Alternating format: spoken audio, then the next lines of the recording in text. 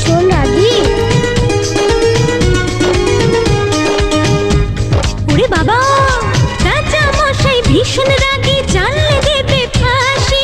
কেউ দেখেনি রাজার মুখে কোনোদিনই হাসি। রাগ গরুরে ছানা নাকি? কেমন করে রাজার কুমার বলবে ডেকে তাকে, রাজা মশাই ভালোবাসি আমি তোমার মেয়েকে। তাহলে তো ভীষণ বিপদ। এখন কি করে বলে সে আসল কথা, ভেবে ভেবে রাজকুমারীর মনে ব্যথা। এক যে ছিল রাজার কুমার।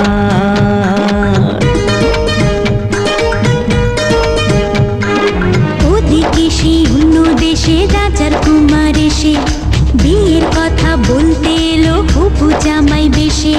মনের দুঃখে শ্রাবণ এলো রাজকুমারীর চোখে।